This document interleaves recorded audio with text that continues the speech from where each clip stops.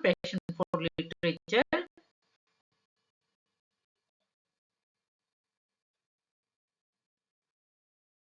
और आज इस वीडियो में हम बात करेंगे एक मोस्ट इम्पोर्टेंट टॉपिक के बारे में। 2025 के नोबेल प्राइज के बारे में हम बात करेंगे, किस राइटर को मिला है और इसके साथ साथ कौन कौन नॉमिनीज थे इसके लिए।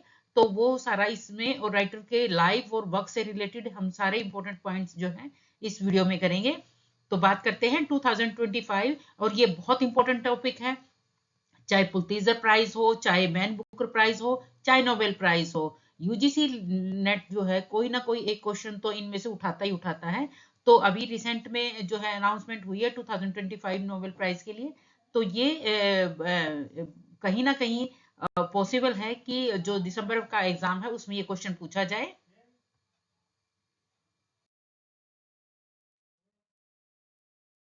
टू 2025 का नोबेल प्राइज जो लिटरेचर में मिला है वो मिला है हंगेरियन ऑथर लास्लो क्रॉन्सान हॉरकाई को मिला है। और 9 अक्टूबर को ये अनाउंसमेंट हुई है, 9 अक्टूबर 2025 को अनाउंसमेंट हुई है कि लॉस्लो और क्रॉन्स हॉरकाई को ये अवार्ड मिलेगा। और इनको ये जो अवार्ड मिला है ये मिला है उनके प्रभावशाली और दूरदर्शी जो साहित्यिक कार्य है उनके लिए उनको दिया गया है। और जो स्टेटमेंट होती है नोबेल प्राइज जो जिसको मिलता है उनके लिए, तो उनके लिए कहा गया है कि उनका जो लिटरेचर है उन्होंने ऐसे टाइम पे, जब टाइम जो था भय का और विनाश का था, उस टाइम पे उन्होंने उन्होंने अपनी कला की शक्ति से जो है आपको लिटरेचर को दोबारा इस्टेब्लिश किया है उनके वर्क्स ने। तो ये स्टेटमेंट उनके लिए दी गई है। और इसके साथ साथ जो नॉमिनीज थे वो भी मैं बता देती हूँ कि नॉमिनीज जो थे नोबेल प्राइज लिटरेचर के लिए कौन कौन थे।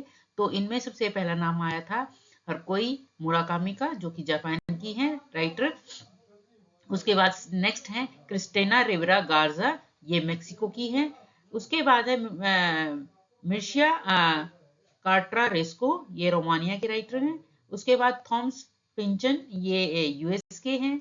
उसके बाद है कैन शोए, ये चाइना के हैं। उसके बाद नेक्स्ट है जेराल्ड मर्नेन, ये ऑस्ट्रेलिया के। उसके बाद मार्गरेट एटवुड कनाडा की। और उसके बाद लास्ट सलमान रश्दी, जो कि यूके इंडिया के हैं। तो ये नॉमिनीज की लिस्ट में थे। और इनमें से जो फाइनल नाम जो है वो सिलेक्ट हुआ है वो हुआ है लास्लो लोस्लो कॉरन्स हॉर्नकाई का। और इनको ये अवार्ड मिलेगा। और जो फाइनल सेरेमनी जो होगी नोबेल प्राइज की वो दिसंबर में होगी। तो अब इन राइटर के बारे में, लॉस्लो हॉर्काई के बारे में इंपॉर्टेंट 15 पॉइंट्स हम कर लेते हैं, जिससे आपको इस राइटर के बारे में सारी की सारी उनकी लाइफ और वर्क्स के बारे में जानकारी मिल जाएगी। लॉस्लो हॉर्काई का जो जन्म था वो हुआ था 1954 के अंदर हंगरी का एक साउथ ईस्टर्न जो है शहर है, यहाँ पे गयालो के अंदर इनका जन्म हुआ था। अगर इनके करियर की बात की जाए तो उन्होंने लेखन से पहले उन्होंने जो है अपना जो फिक्शन से पहले उन्होंने एडिटर के रूप में भी काम किया था। और उसके साथ साथ इन्होंने फार्म पे भी काम किया था, यानी खेत में भी काम किया था। और इन्होंने जो फार्म पे काम किया था उससे उनकी लाइफ के ऊपर, इनके जो वर्ल्ड व्यू था उनके ऊपर बहुत ज्यादा स्ट्रोंगली इन्फ्लुएंस रहा है जो इन्होंने फार्म में काम किया था उनका।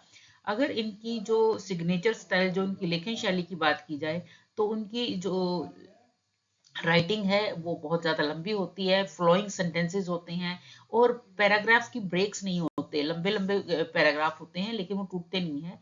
और उसके साथ साथ इनके जो एटमॉस्फेयर है उनमें एक ऐसा जो एक लहर सी होती है, वो उनके राइटिंग्स के अंदर देखी जा सकती है।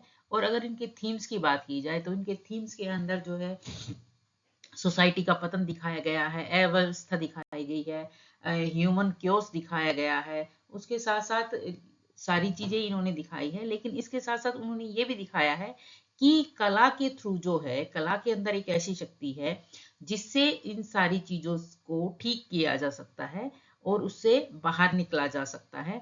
और यही चीज जो है, जब इनकी जो अनाउंसमेंट हुई थी नोबेल प्राइज की, वहां पे भी स्पेशली यही मेंशन किया गया है कि इन्होंने अपनी, जब ऐसा टाइम था जो टेरर का टाइम था, उसके टाइम पे जो है इनकी कला ने जो है जो इनकी जो कला की शक्ति है उसने जो है अपने आप को मजबूती से स्थापित किया है।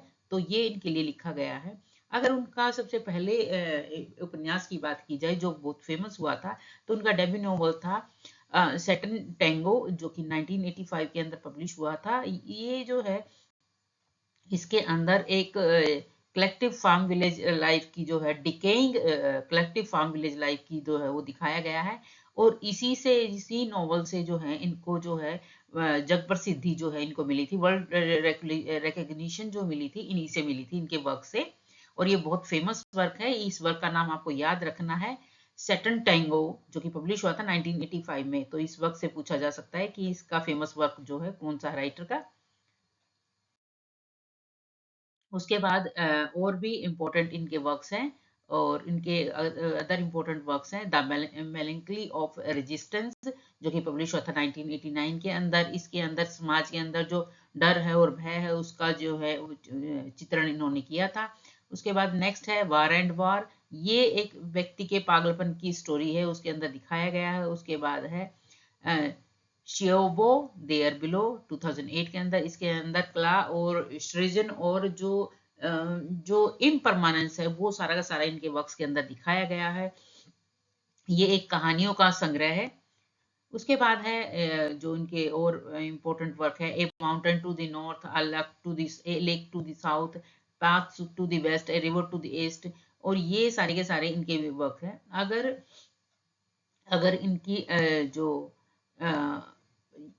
ये जो वर्क हैं ये इन्फ्लुएंस है उनके चाइना और जापान की जो इन्होंने जर्नी की थी उससे बहुत ज़्यादा इन्फ्लुएंस है। अगर इंटरनेशनल रिकॉग्निशन की बात की जाए तो उनके वर्क्स को जो अडॉप्ट किया गया है फिल्म्स के अंदर, और इनका जो वर्क्स है सेंटन टैंगो जो है मैंने बताया था उसको जो है एक मूवी बनी है जो कि बहुत इंटरनेशनली बहुत ज़्यादा फेमस हुई थी।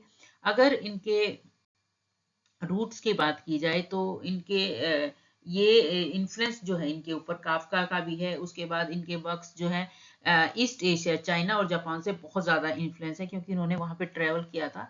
तो उससे भी इनके वर्क्स बहुत ज़्यादा वो इन्फ्लुएंस है। अगर इम्पोर्टेंस की बात की जाए तो one of the most important contemporary right है ये हंगरी के। और ये इनके वर्क्स को जो है बहुत ही ज़्यादा इम्पोर्टेंस दी जाती है, और इसीलिए इनको जो है 2025 का नोबेल प्राइज भी मिला है। ये इनके वर्क्स की जो है इमेजेस मैंने लगा दी है, क्योंकि इमेजेस से जो है अगर आपको वर्क्स के नाम याद नहीं रहते, लर्न नहीं हो पाते, तो इमेजेस अगर आपको याद रह जाएगी तो वो एक बार ध्यान से देख लेना। ये वर्क्स की इमेजेस मैंने इसीलिए लगाई है कि इमेजेस कहीं ना कहीं दिमाग में रह जाती है तो आपको याद रह जाएगा। उसके बाद जो है ये सेकंड हंगेरियन राइटर है जिनको कि नोबेल प्राइज मिला है लिटरेचर के अंदर। उससे पहले जो जिन राइटर को मिला था वो था इमरेन केर्ट्स। ये जो थे इनको 2002 के अंदर मिला था। तो ये सेकंड हंगेरियन राइटर बन गए हैं।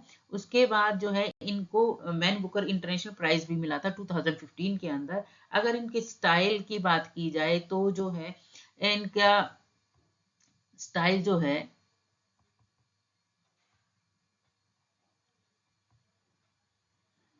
जो एक्सपेक्टेड किया जाता है कि कन्वेंशनल जो प्लॉट्स होते हैं उनको इनको उसको मना कर दिया, उसको यूज नहीं किया। कन्वेंशनल जो मेन जो शुरू से जो पारंपरिक प्लॉट की जो तरीका होता है वो इन्होंने फॉलो नहीं किया है।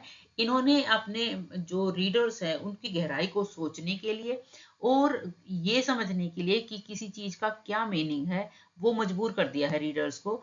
और ये कहता है ये न्यू रीडर्स के लिए जो इनका फेमस वर्क है सेंटन टैंगो जो है वो रिकमेंड किया जाता है कि स्टार्टिंग पॉइंट है चीज़ों को समझने के लिए। अगर इनके अपने बारे में कमेंट और व्यू किए जाए तो ये अपने आप को कहते हैं कि मेरी पूरी लाइफ जो है वो एक परमानेंट करेक्शन है, यानी जिसमें लगातार एक स्थायी सुधार प्रक्रिया है मेरी लाइफ। अगर लेगेसी की बात की जाए तो लेगेसी जैसे मैंने बताया है कि इनको नोबेल प्राइज दिया जा रहा है 2025 का। तो इनका जो वर्क है उनका ये माना जाता है कि इनकी कि भले ही सभ्यता और व्यवस्था टूट जाए, इनके बारे में लिखा गया है ये, लेकिन कला जो है मनुष्य की सबसे बड़ी शक्ति और उम्मीद होती है। और यही चीज इन्होंने अपने वर्क्स के अंदर दिखाई है और इसीलिए इनको 2025 का नोबेल प्राइज दिया गया है। तो आई होप स्टूडेंट्स कि ये वीडियो आपके लिए काफी हेल्पफुल रहेगा यूजीसी नेट की प्रिपरेशन करने के लिए। और please do like share and subscribe my channel. आपका सपोर्ट बहुत इंपॉर्टेंट है।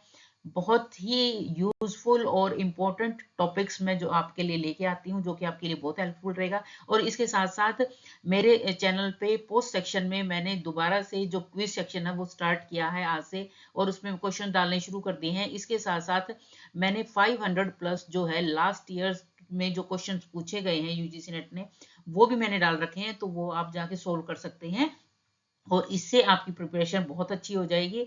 क्योंकि वो सारे क्वेश्चन मैंने यहाँ तक भी मेंशन कर रखे हैं कि क्वेश्चन जो आए हैं वो किस ईयर में आए हैं और कौन से टर्म में आए हैं, तो वो आपके लिए बहुत हेल्पफुल रहेंगे प्रिपरेशन करने के लिए। तो वो भी सोल्व करते रहिए और यहाँ से डिटेल जो वीडियोस हैं वो भी आप देखती रहिए। Thank you.